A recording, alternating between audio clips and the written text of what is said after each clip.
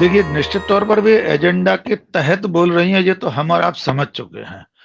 जहाँ तक उनके कहे सुने पर, उनके लिखे पर प्रतिक्रिया देने न देने का प्रश्न आप पूछ रहे हैं, तो मैं ये विनम्रता से कहना चाहता हूँ कि इस समाज को, हमारे देश को इस वक्त जितना खतरा दुष्टों की दुष्टता से नहीं है, उससे ज्यादा बड़ा खतरा, अगर हम इनके कहे को बिल्कुल इग्नोर करेंगे, सुनेंगे नहीं, तो उनका हौसला बढ़ता जाएगा।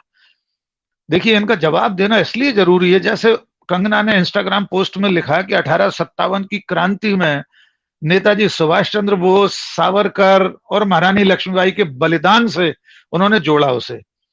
तो क्या हमारी आपकी जिम्मेदारी नहीं है कि हम इंस्टाग्राम पर, ट्विटर पर, फेसबुक पर लिखकर उन्हें बताएं कि सावरकर का जन्म 1893 में हुआ, नेताजी सुभाष चंद्र बोस का जन्म 1897 में हुआ, वे 3 और 4 साल आजाद 1857 क्रांति के इतने सालों बाद पैदा हुए, तो वे कब बलिदान हो गए 1857 की क्रांति में? ये हमारी जिम्मेदारी है।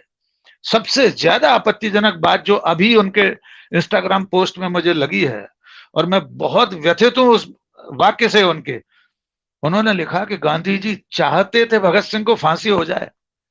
आप विश्वास कीजिए, पूरी आजादी की लड़ाई और उसके बाद राष्ट्रीय स्वयंसेवक संघ लगातार यह कहता रहा है कि गांधी ने भगत सिंह की फांसी को रुकवाने के लिए कुछ नहीं किया। पहला सवाल तो ये कि गांधी ने कुछ नहीं किया तो संघ क्या कर रहा था? पूरे हजारों पृष्ठ के संघ साहित्य में भगत सिंह की फांसी के खिलाफ 1925 से 1931 में फांसी के दिन तक, 23 मार्च की शाम रात तक, एक वाक्य संघ साहित्य में नहीं है भगत सिंह के पक्ष में, उनकी फांसी को रुकवाने के लिए। न सावरकर ने कोई चिट्ठी लिखी, न किसी और ने।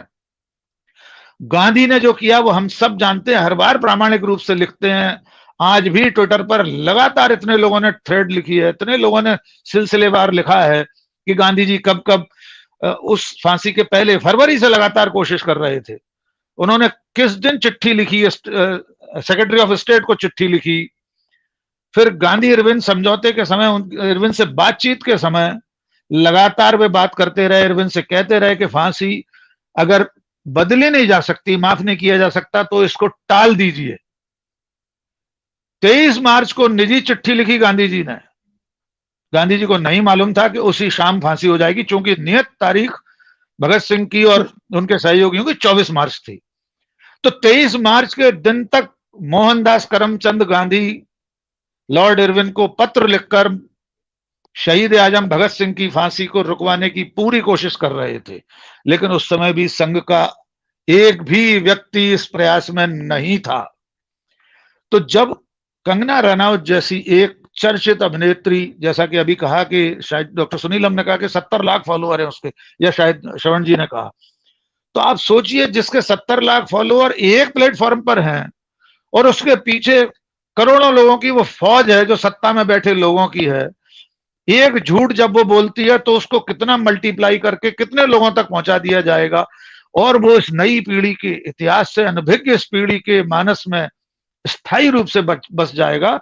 और ये कोशिशें लगातार 70 साल से कर रहे हैं ये लोग कि गांधी ने भगत सिंह की फांसी को रुकवाने के लिए कुछ नहीं किया।